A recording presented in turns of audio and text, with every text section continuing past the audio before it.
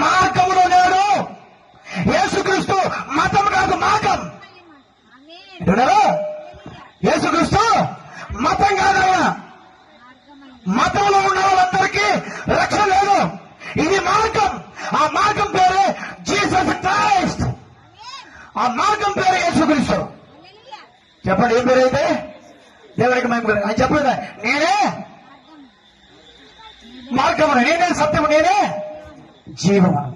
ఆయన స్వయంగా చెప్పారు, నేనే మార్గాన్ని, సత్యం, జీవాన్ని. ఇతరులందరూ అంటే నో నో, వస్తాం కాదు. ఎందుకని కులదేంటి? వాక్యం బోధించుడు మనోడేనా? వేరే ఎవరన్నా? మనోడు కాదరా. మరి ఎవరు? Other caste. అయితే వెళ్ళిపోవచ్చు. ఏ బైబిల్ పట్టుకొని వాక్యం చదువుతూ బాప్తిజాలు పొంది చర్చలో కూర్చున్నా విశ్వాసాలకి, పాస్టర్లకి ఈ కులం వచ్చిపోవాలా? క్రిస్మస్ వచ్చేసరికి బాయి హ్యాపీ క్రిస్మస్. లోపల ఎంత ఉంటుంది హృదయం పట్టుకోండి. ఉందా?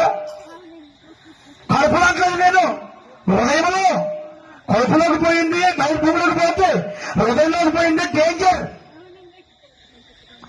వింటలేదండి? అదొకటి ఎవరికి యేసుక్రీస్తు అనేగా చెప్పింది. దేవుడికి మహిమ కలుగును గాక. ఇదిగో ఈనాడు బైబిల్ పట్టుకుంటే ఓ కులవాదం, కుల వ్యవస్థ, అది మన కులస్తుడైనా, మన కులస్తుడు కాకపోతే ఇస్రాయేలీ, మన కులస్తుడైతే కలుపుకోండి. ఎక్కడి నుంచి వచ్చింది? ఆదాముదే కులం.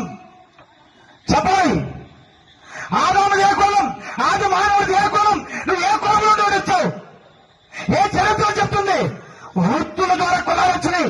మనుషులు పెట్టుకున్నవన్నీ మనుషుల ఆలోచన, మనుషుల మైండ్. ఇది చెడిపోయిన ఆలోచన. ఇది దేవుడి దగ్గర, దేవుని యొక్క పక్షమున, దేవుని మార్గములో కులం, మతం, భేదం, హోదా, పేరు, ప్రతిష్టలు నో సార్.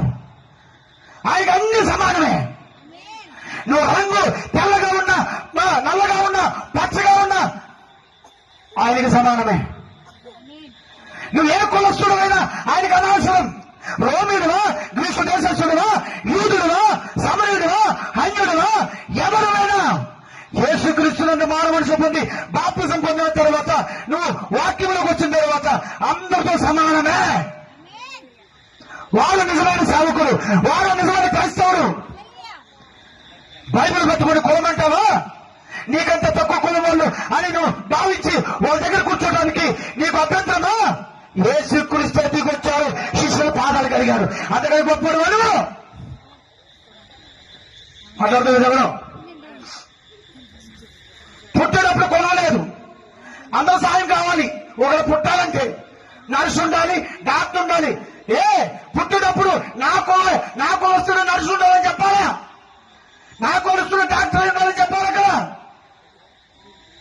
చెప్పగలవా? పుట్టేటప్పుడు లేదు. ఏంటది? కులం.